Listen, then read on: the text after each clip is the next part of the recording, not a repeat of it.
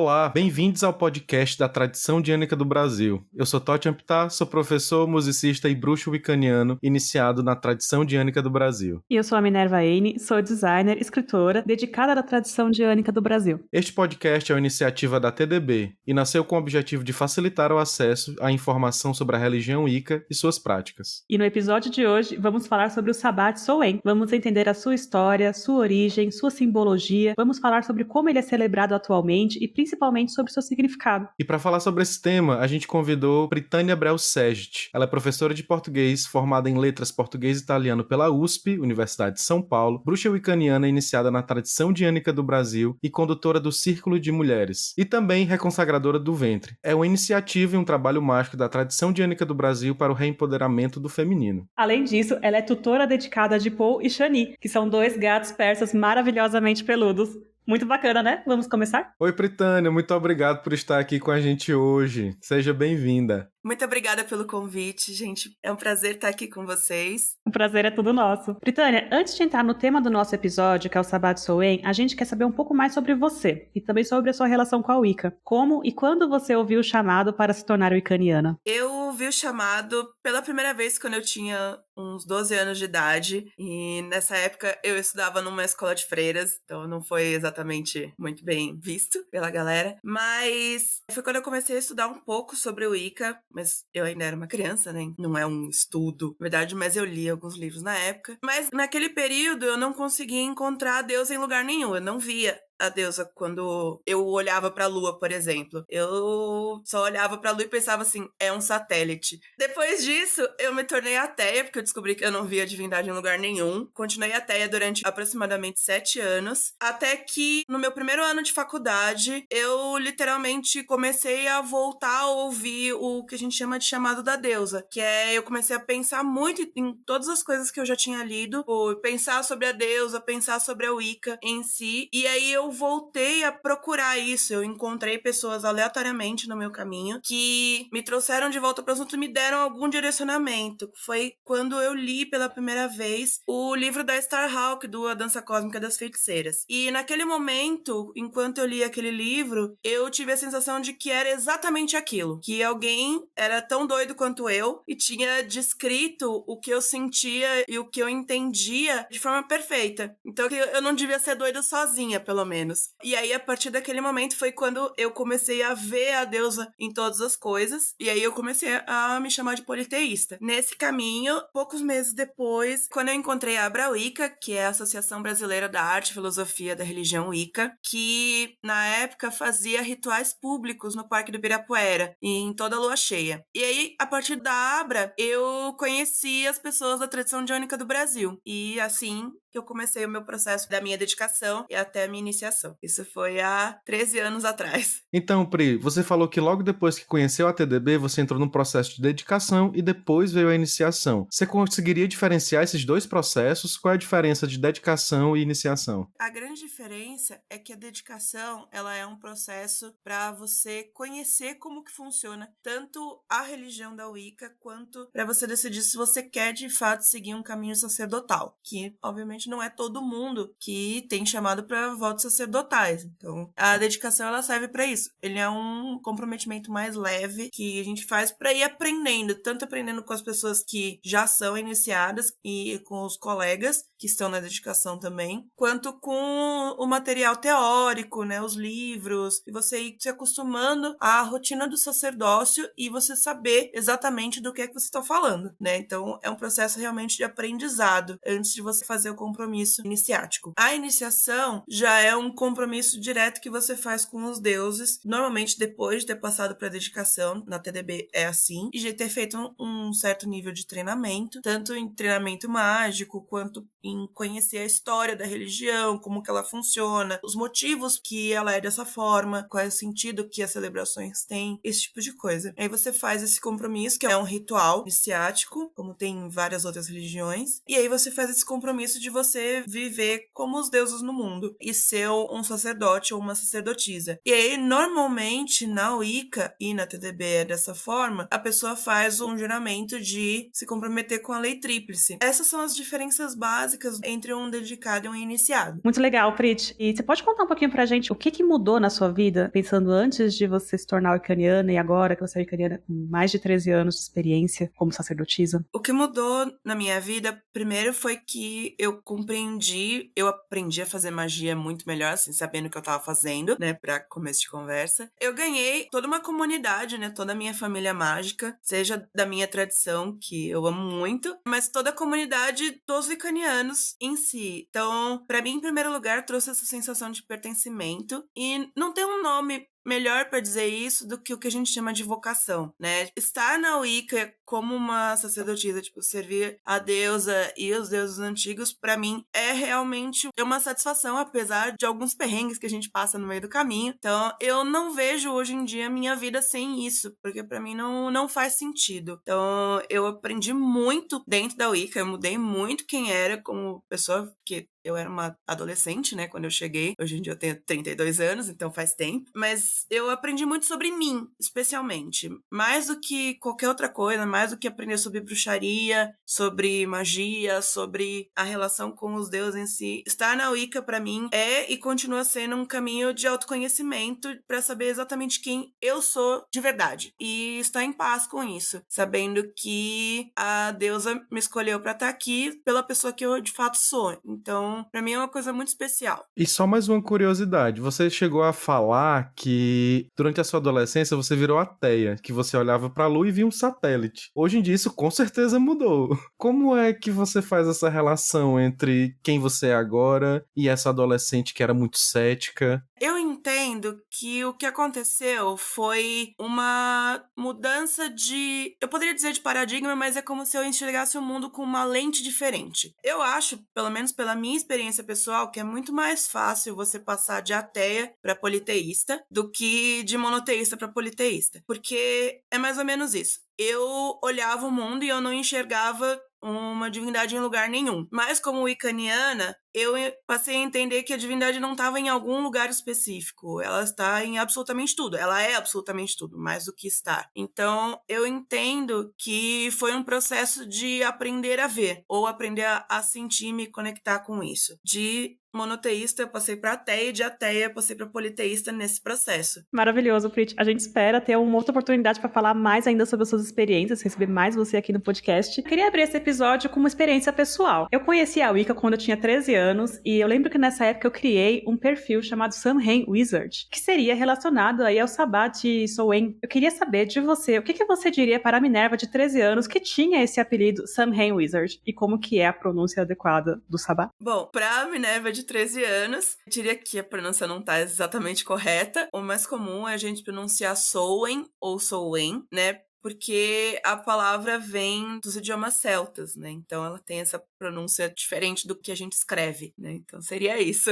Fica aí, Minerva do passado, essa dica. E Totti, você tem mais alguma observação sobre esse apelido que a Minerva do passado usava? Além da pronúncia que é Sowen, também tem a parte wizard, né, que costumeiramente é usado para gêneros masculinos em inglês. Então, fica estranho. Gostaria de falar que depois disso a Minerva fez várias aulas de inglês e não fala mais wizard para denominar pessoas mágicas do sexo feminino. E vamos entrar um pouco no tema do episódio, né? Como que você explica o que é o Samhain? O Samhain é uma celebração que a gente chama de Sabá, que é celebrado por basicamente todos os grupos wicanianos, pode ser com algumas variações, na tradição a gente celebra isso.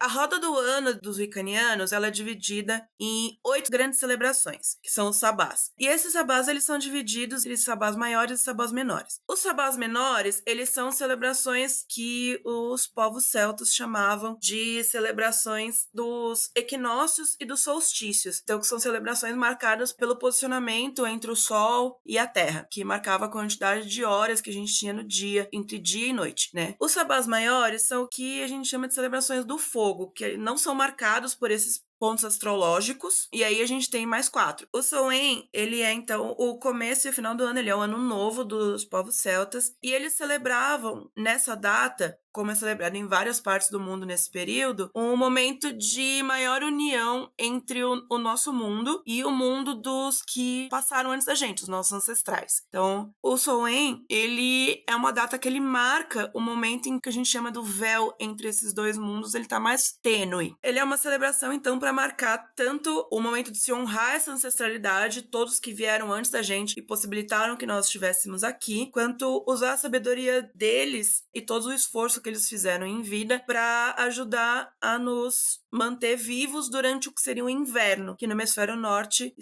ainda não começa agora, mas agora é a última colheita. Então é o momento em que todo mundo está se preparando para ter o que vai ser necessário para sobreviver ao inverno, né? Então, para os povos celtas, a roda do ano ela era dividida em clara e escura, então eles não tinham as 4 estações que nós temos, e agora para eles seria o começo do inverno, né? Que para nós não é. Lembrando que aqui na tradição diânica do Brasil a gente segue o ritual da roda do norte, né, do hemisfério norte, por diversas razões que a Mavesper já explicou nos outros episódios. Então, caso você tenha dúvidas, só checar os episódios anteriores.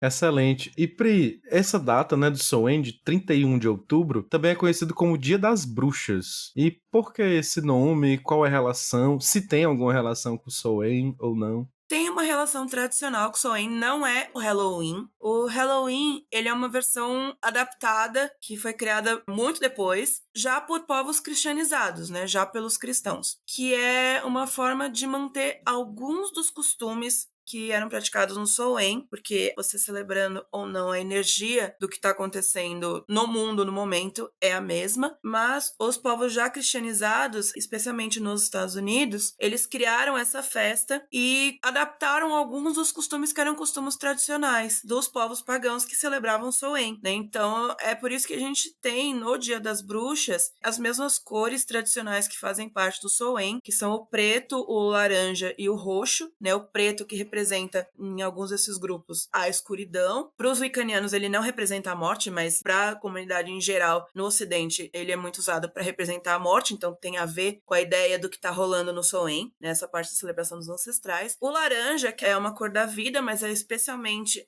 o laranja das abóboras, em que a gente está no outono, né, no hemisfério norte. Então o Samhain ele começa pouco depois do outono, então nesse momento a natureza em si, as árvores que são caducifólios, né, que perdem suas folhas, elas estão todas ficando entre marrom e abóbora, né? Então é uma cor que efetivamente as pessoas viam o tempo todo nesse momento. Então por isso que o laranja é uma cor do Samhain também. É uma cor do Halloween, né, do Samhain, tem a ver com as folhas também. E o roxo, que é uma cor ligada à ancestralidade, né? Então é por isso que várias das celebrações do Samhain e do Halloween, elas têm essas 3 cores ligadas em tudo. Eles usam essa simbologia, a simbologia do próprio do Jack-o'-lantern, né, da cabeça de abóbora, que faz parte um pouquinho diferente das celebrações de Samhain. Então todas essas simbologias, elas vão ser enquadradas dentro dessa celebração, que é uma celebração de divertimento, união das pessoas, mas que celebra o que teoricamente é assustador, né? Então por isso todos os monstros, especialmente fantasmas e esse tipo de personagens. Perfeito. É interessante perceber, né, que houve essas adaptações de povos cristianizados, né, de outras celebrações que vieram de povos pré-cristãos. O próprio Natal, por exemplo, também acontece esse tipo de coisa, né? Certamente. O Natal é bem fácil de perceber isso, porque dentro da simbologia comum do cristianismo, teoricamente não tem nenhum grande sentido você ter uma árvore verde dentro de casa que você vai decorar com coisinhas coloridas e luzinhas, né? Isso não faz parte da tradição cristã, da parte que tem justificativas, né? A não ser que você estude muito sobre o que está acontecendo, dentro daquilo eles conseguem justificativas. Mas na celebração pagã, que para os wiccanianos é o Yule, essa árvore, ela representa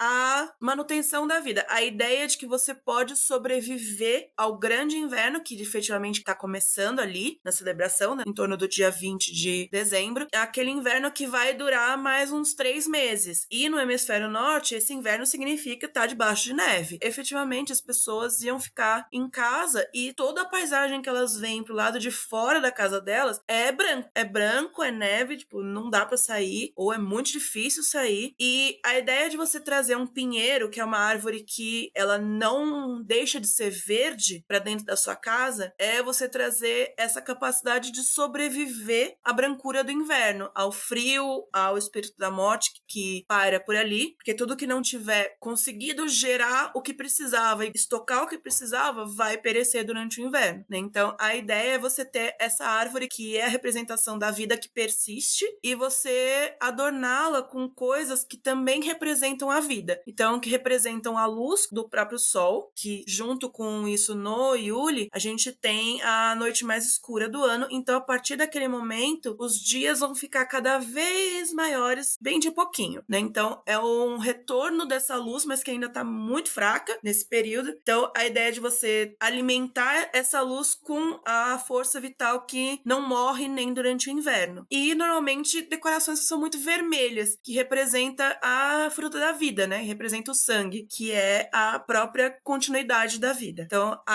árvore de Natal, que é a árvore de Yule, ela tem essa simbologia do que a gente chama de magia simpática, que é fazer acontecer aquele mesmo efeito que está alimentando a vida e a luz acontecer na vida das pessoas. Essa é a ideia do que rola.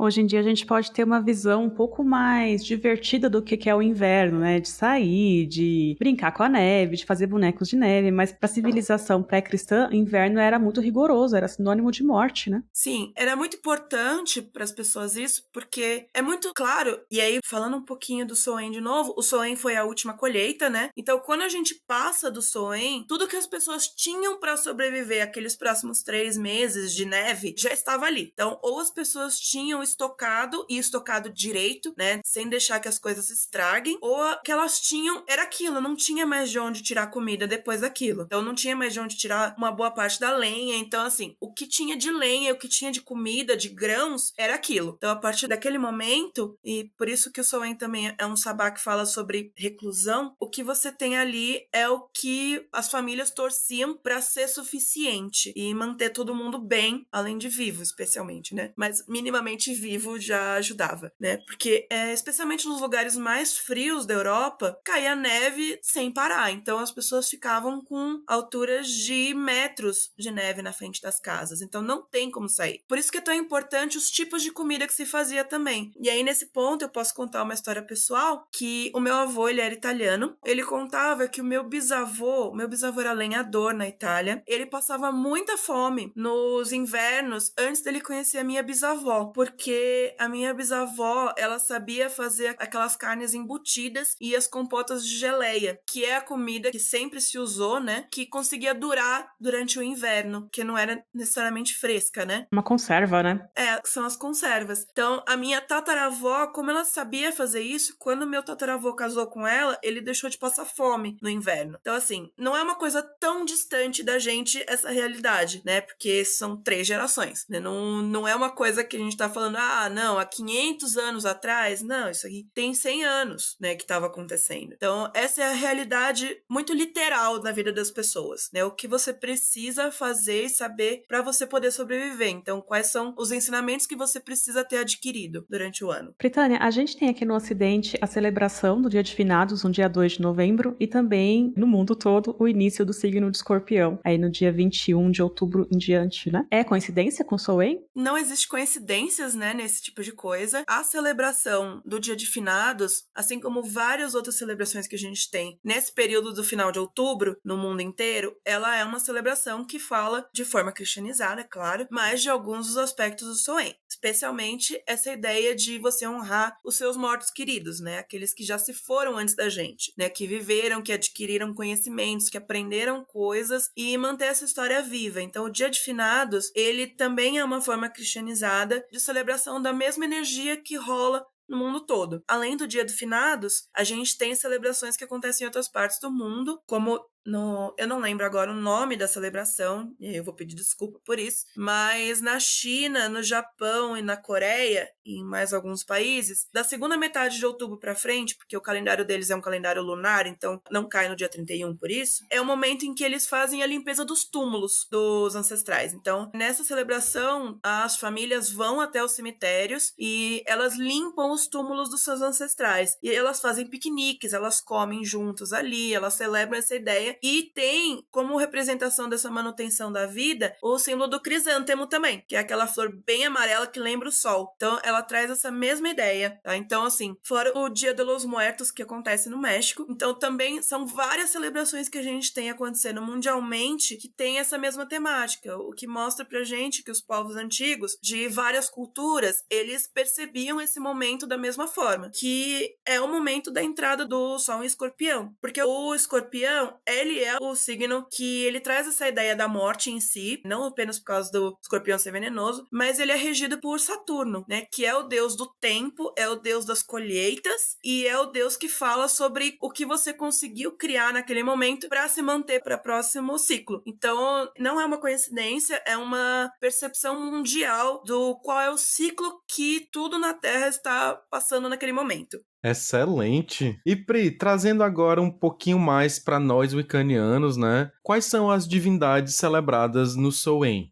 Existem várias divindades na Wicca. As mais tradicionais de serem celebradas são a Senhora da Face Pálida, né, que ela tem a face branca, que é a face da morte, a ideia da neve que se aproxima. Lembrando que essas celebrações elas vêm de povos que tinham invernos muito rigorosos, né? Então, por isso também na Wicca a cor da morte tradicionalmente é o branco, que traz essa ideia da presença da neve que elimina toda a vida que está em contato com ela, quase toda a vida, né, na verdade. Então a gente tem a Senhora da Face Pálida, a gente tem Quéridon, que é a Senhora do Caldeirão dos povos celtas, que é uma deusa que representa esse próprio inverno chegando. Quéridon é também chamada de a Grande Porca Branca. Branco novamente também por conta da ideia da neve, assim como a Senhora da Face Pálida, mas porque a gente tem que lembrar que a gente conhece, no geral, os porcos pequenininhos, que tem tamanho de cachorro, mas os porcos em estado de natureza, eles ficam gigantescos, eles ficam tamanho de vacas e bois e às vezes até um pouco maior que isso. E tradicionalmente os porcos, eles são animais que eles devoram qualquer coisa, inclusive ossos, né? Então é a ideia de que Quéridon é essa porca gigantesca da cor branca que representa a neve, que vai devorar todos os cadáveres e tudo que ela encontrar pela frente, que representa essa proximidade da chegada do inverno. E já no grupo dos deuses masculinos, a gente tem Gwynplaine, que é um deus fada da mitologia celta, que é um deus do submundo. Então, é um deus que recebe as almas dos mortos, que dentro da mitologia deles são levadas também pelos cães brancos, que também representa essa ideia da neve, que a matilha de Gwyn, né? Então, Gwyn, ele leva e recebe os mortos no submundo celta, que é o Anum, e aí espera para trazê-los de volta, já num momento mais futuro da roda. Então, Pri, você falou muito da deusa, mas como wiccanianos a gente celebra o grande casal sagrado, né? A deusa tríplice e o deus cornífero. Quem seria o deus cornífero em Samhain? O Samhain, então, ele é a última celebração dessa roda do ano. A roda inteira, ela conta a história mitológica do deus e da deusa, sendo que dentro dessa história, quando a gente começa no Yule, que é o sabá seguinte ao Samhain, a gente tem a deusa dando a luz ao deus. Então o deus é um bebê, né, que é chamado de a criança da promessa, e aí a gente segue dentro da roda, e a deusa volta a ser jovem, depois de ter dado a luz ao deus. E em Bolk a gente tem o auge do inverno, e é o momento em que a deusa está amamentando esse bebê, que tem poucos meses de vida. Então é o período que a gente tem toda essa ideia de reclusão por conta do frio extremo. Quando a gente passa para Ostara, no começo da primavera, a gente tem então o deus como uma jovem criança, que é o garoto do pólen, e a deusa como uma jovem donzela. O começo da primavera eles estão conhecendo toda a exuberância do mundo, toda a exuberância que essa juventude tem e a terra renovada tem também. Quando a gente passa para o sabá seguinte, que já é Beltane, aí a gente já tem a deusa e o deus como jovens, e eles vão ter o seu primeiro encontro de amor. Eles vão se conhecer no sentido do encontro desses jovens que estão em plenitude, e eles vão ter o que a gente chama de casamento sagrado.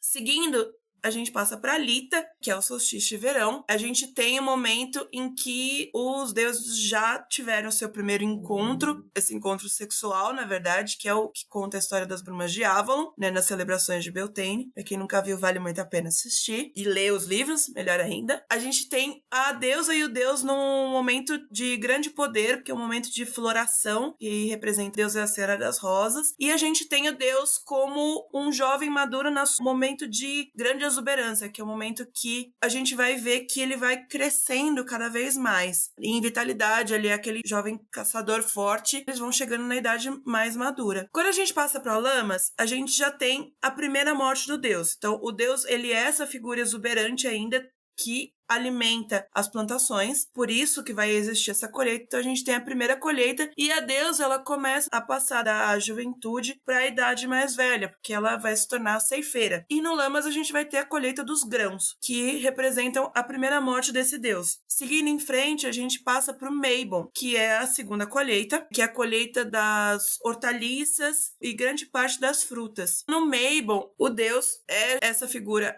ainda com muita força, que é a colheita do meio, né? E a deusa vai se tornando cada vez mais velha. Então, é uma segunda morte que a gente tem, a colheita de todas as leguminosas, as verduras e as frutas, que são essas coisas que não duram muito tempo também. Então, também a gente tem essa ideia de que a vitalidade do deus, ela tá ficando cada vez menor. E aí a gente chega finalmente no Soen, que é a terceira colheita, que é quando a gente tem a última morte do deus dentro da roda do ano. Lembrando que desde Beltane a deusa tá grávida. E agora, quando chega no Soen, ela tá muito grávida. E ela já é uma velha que passa por esse período da gravidez. E aí recomeça a roda no Yuli, quando a deusa dá a luz ao deus de novo. Esses processos todos de morte e vida e morte, eles acontecem dentro desse ciclo. E aí, tanto a deusa quanto o deus, eles passam por esses momentos. Lembrando que o deus morre, mas a gente tem que lembrar também que todo parto também é um momento muito próximo dessa ideia de vida e morte. Então, a roda do ano, ela fala sobre isso. Esses ciclos todos de morte e vida e morte, que se alternam e vão passando durante o ano. Britânia, conta pra gente como que o Soen é celebrado pela comunidade wicaniana. Tem variantes, né, de como é feita as celebrações, então cada grupo é um grupo, mas normalmente o tradicional é fazer a celebração no dia 31 mesmo e fazer a passagem do 31 pro dia 1º, especialmente porque o Soen é o ano novo, né, então assim como a gente celebra o nosso ano novo civil dessa forma, o Soen também é celebrado assim. É claro que tem grupos que puxam ou empurram essa data para momentos mais convenientes serem celebrados, mas o tradicional, e o que faria bastante sentido, é celebrar no dia 31 por causa dessa ideia de ano novo mesmo. Ninguém empurrou ano novo civil pra celebrar no sábado, que não caiu numa data boa. Então assim, é essa ideia de celebrar a passagem do 31 pro dia 1º, celebrar todas essas ideias de ancestralidade, as histórias dos nossos antepassados, de, às vezes, pessoas famosas que nos inspiraram e foram importantes para as nossas vidas. É muito comum e bastante simbólico a ideia de fazer uma refeição. Então as pessoas trazem frequentemente as comidas preferidas dos seus antepassados, ou algumas, e é muito comum na ceia do Soen montar-se um prato e deixar um lugar na mesa para os ancestrais com a comida, a bebida servida, porque tem essa ideia de que os nossos ancestrais, todos aqueles que estão sendo convidados para a celebração do Soen, vão festejar conosco novamente. Então, aquela comida ela é dedicada aos ancestrais e eles têm um lugar servido na mesa com as pessoas. Então, isso é uma prática muito tradicional do Soen. A ideia de escavar as abóboras, né, e fazer as lanternas com a abóbora e a vela dentro, que é uma coisa bastante tradicional também, é feita em vários lugares do mundo. Originalmente pelos celtas eles não tinham abóboras, então eles usavam nabos. Então se você não tem uma abóbora, fica aí a dica, pode usar outros vegetais que funcionem, né, tipo abobrinha, esse tipo de coisa, não tá errado. Só tá menos comum do que se faz atualmente, mas tá perfeitamente dentro da ideia original da Sabá. Existem grupos, e aí a tradição diânica do Brasil não faz isso, que fazem queima de pedidos no Soen, porque eles fazem uma associação com a ideia do ano novo, de você fazer pedidos pro próximo ano, mas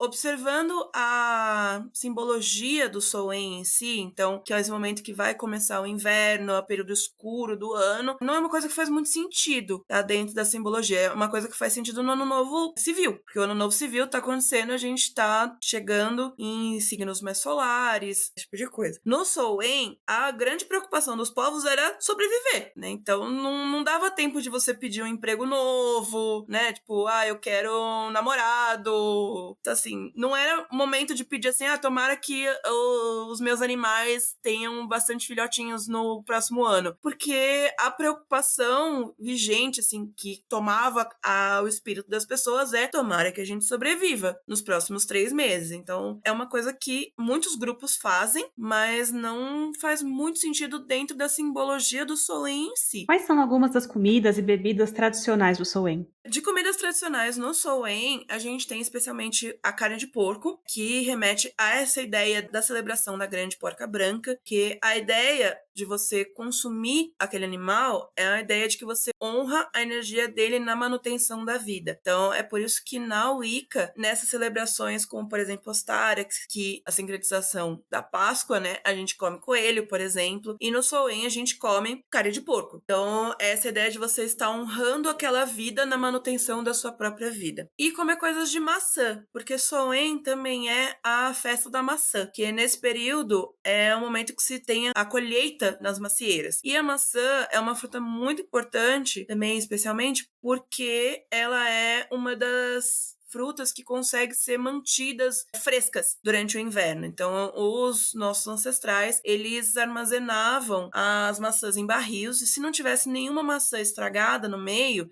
batidinha, alguma coisa assim, as maçãs conseguiam durar dentro dos barris durante o inverno. Então, era uma fruta que era possível ser ingerida sem estar seca, né, como as outras, tipo, sem estar em passas, né, como ameixa, uva, assim. Então, era uma fruta que era possível consumir a fruta mesmo durante o inverno. Então, ela é uma fruta que representa fortemente essa manutenção da vida, a capacidade da vida de sobreviver com uma preparação correta, né? Então, por isso que a gente tem no hemisfério norte, em vários povos, esse monte de coisa feita de maçã, né? Torta de maçã, maçã com açúcar, maçã quente, sopa de maçã, tem tudo. Por isso, porque era um período que tinha abundância de maçãs, porque eles guardavam as maçãs que eles tinham colhido. Tradicionalmente vinho, né? Porque todo mundo na Europa tomava vinho, e também é uma bebida que podia ser armazenada. Por isso, o vinho também tem toda essa ideia da ancestralidade, né? Que é uma coisa que os povos antigos fazem vinho há milênios de anos. E Pri, nós wiccanianos, a gente geralmente convive com outras pessoas de outras religiões, né? Dentro da família, geralmente. Há alguma forma harmoniosa de celebrar Samhain junto com essas pessoas? Celebrar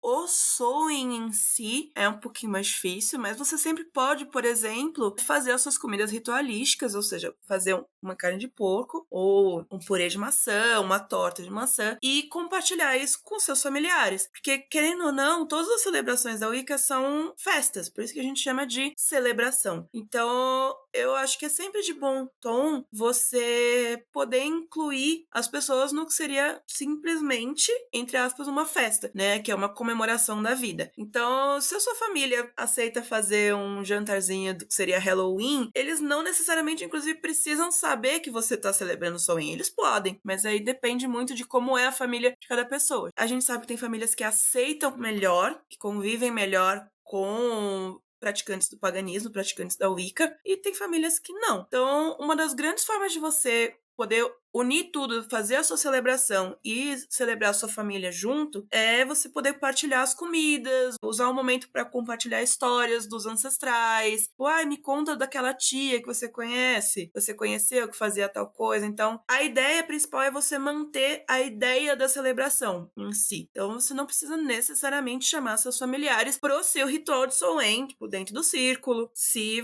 você achar que isso não é de bom tom para eles ou que vai te gerar complicações. Mas se não gera, você pode simplesmente convidá-los e falar: a gente vai celebrar a nossa ancestralidade e as pessoas que já foram, os nossos familiares queridos, e fazer uma partilha da refeição em si, e isso tá dentro do Samhain. Fazer a decoração da casa do Halloween com as suas abóboras, os seus fantasmas, tudo mais, e é possível fazer tudo isso. Então não é necessário criar um embate com as pessoas que não são pagãs e não estão celebrando exatamente a mesma coisa. Pra quem segue a Roda do Norte é um pouco mais fácil isso, né? Porque tá perto ali do Dia de Finados, o Halloween também é uma celebração que é bem recebida, né? Pra quem tem uma família talvez um pouco mais intolerante ao paganismo, fica muito mais fácil de celebrar com a família, mas sem contar necessariamente que é um sabá pagão e tudo mais, né? Sim, porque a energia é a mesma, né? Como eu falei antes, existem todas essas celebrações unidas, acontecendo, né, no mesmo momento, né? Que é um dos motivos pelos quais a gente celebra a Roda Norte, porque nós temos essa compreensão de que não é porque tem ou não tem acontecendo fisicamente aquela situação da natureza que foi descrita como parte da celebração que precisa acontecer daquela forma. Então, é uma energia mundial, é uma energia que todo mundo tá passando porque é a energia que está acontecendo naquele momento. E Pri, como é que um bruxo solitário poderia celebrar Samhain na sua casa, no seu quarto, se a família não souber, né, que ele é um bruxo solitário? Como é que seria um roteiro básico de celebração para esse bruxo solitário? Eu acho que um roteiro básico para celebração é primeiro você ir procurar as informações sobre a sua ancestralidade, né? Você conhecer quem são essas pessoas. Nem que seja assim, você pode ter fotos, pode não ter, você pode saber só os nomes. Às vezes pode não saber o nome, mas pode saber as histórias delas, né? Então, a primeira coisa que eu digo para uma pessoa que quer celebrar Samhain é conhecer um pouco sobre a sua ancestralidade. E aí vale lembrar também que pessoas que são adotadas, por exemplo, existe a ideia de ancestralidade mágica, né? E ancestralidade por adoção. Então, a família que adota a pessoa, ela é sua ancestralidade também. Então, não é uma questão de ir procurar necessariamente as informações dos pais biológicos, porque a ideia de ancestralidade de família, ela é mais abrangente do que isso, né? Então, é muito válido lembrar isso. Não é uma celebração para pessoas que foram adotadas ficarem tristes, né? Então, o Samhain é uma celebração que fala muito sobre o amor que permite a nossa continuidade, a nossa sobrevivência, né? Então, é você conhecer essa ancestralidade em si, então pensar sobre eles, conhecer histórias, ver se você consegue objetos, fotos, conhecer da forma como você puder conhecer, né? Então, essa é uma preparação para o Samhain em si. E aí é fazer as coisas tradicionais, é fazer o seu traçado de ciclo, chamar a deusa, chamar o deus, preparar as comidas, né, que fazem parte dessa celebração, que você pode ou não partilhar com outras pessoas dentro da sua celebração ou depois, se você quiser, porque as comidas carregam essa ideia da bênção e da alegria dessa comemoração. É fazer o seu jack-o'-lantern, se você puder. Se você não puder fazer nem com abóbora ou com outros vegetais, tipo nabo, abobrinha, esse tipo de coisa que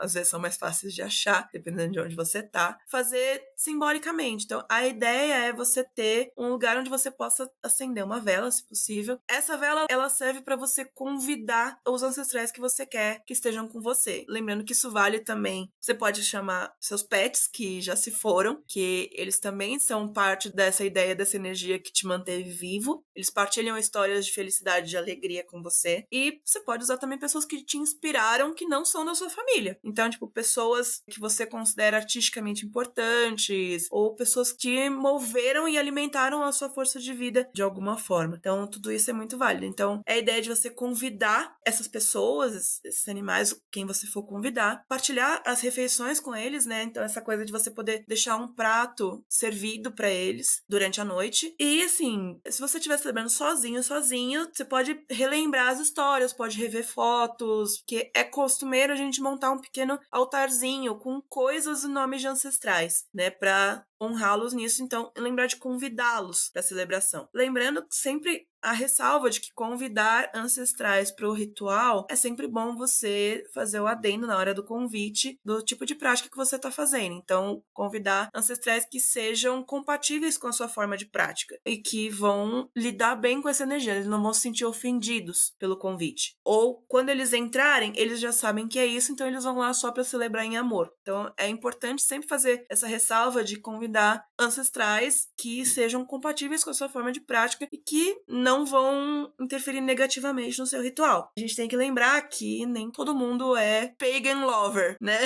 Uma das coisas tradicionais que se faz também é honrar as pessoas que foram mortas durante o período da Inquisição, da caça às bruxas. E eu digo honrar e não convidar exatamente por essa ideia de que muitas dessas pessoas que foram mortas durante a Inquisição nem pagãos eram. Então é importante você honrar que essas pessoas existiram, que elas fazem parte da nossa história, mas não necessariamente convidá-las para dentro do seu círculo. Fica uma ressalva importante, que é uma coisa tradicional de se fazer. É muito costumeiro também, por conta dessa ideia dos véus entre os dois mundos estarem tênues, consulta de oráculos, que é um momento em que é possível compartilhar todos esses conhecimentos, é um momento para se compartilhar dons com os seus ancestrais, se você puder fazer as pazes com alguém quem você não estava tão bem, né? Se possível, é um ótimo momento para isso. Mas o uso de oráculos é muito comum por conta dessa ideia também de transição de um ano para o outro. Então é um momento em que as coisas se encontram e é um ótimo momento para você tirar oráculos, além de ser um ano novo, né? Então você pode perguntar sobre o próximo ano. É possível saber com toda essa história que você contou aqui pra gente que é um sabá que tem muito significado e proporciona muita reflexão. E eu queria perguntar pra Prit e pro Totti, que já estão aí trabalhando com a Wicca há tantos anos, se já existiu um momento pra vocês que a celebração do sabá de Samhain teve uma experiência diferenciada, que vocês se recordam, que mudou a vida de vocês ou que foi importante?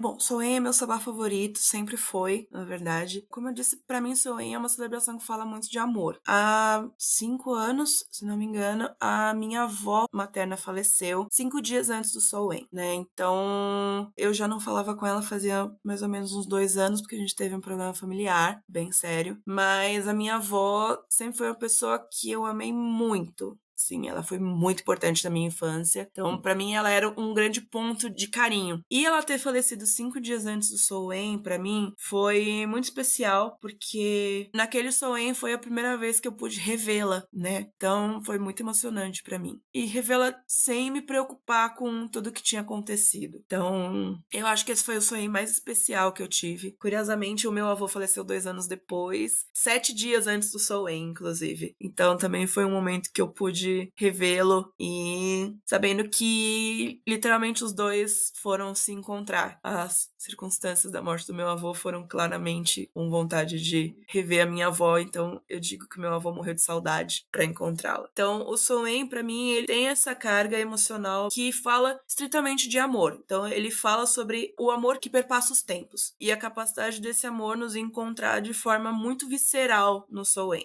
Bem, pra mim, eu já tive muitos Soens que foram maravilhosos, mas pra contar um assim que eu estou lembrando exatamente o que aconteceu, eu acredito que foi relacionado não à morte física, mas à morte de um grupo que eu participava. Eu participava de um grupo de celebração, e uma das pessoas desse grupo meio que traiu a gente, saiu contando coisas da gente que a gente contava de forma confidencial dentro do grupo de celebração, saiu contando para outras pessoas e tudo mais. Então o grupo se desfez, éramos, sei lá, umas 8 pessoas e cada um foi para um canto diferente e tal. E eu decidi continuar na TDB e eu fui fazer uma celebração em São Paulo com o Coven da Pri. E poder fazer essa celebração junto do Coven da Pri e deixar toda essa carga emocional de essas pessoas foram importantes na minha vida no passado, mas agora já não são mais. Eu tenho outras pessoas que agora vão ser importantes. Eu celebro essas vivências que eu tive com essas pessoas, mas elas decidiram ir para outro lugar, sabe? Foi esse período de separação, sabe? Eu agora sou recebido em outro local e celebro o que eu passei nesse grupo anterior. Foi muito importante. Muito interessante, porque às vezes a gente fala de celebrar os ancestrais e a gente pensa apenas em pessoas ou até os pets, como a Pri já disse, mas a gente celebra também ciclos que encerraram, né?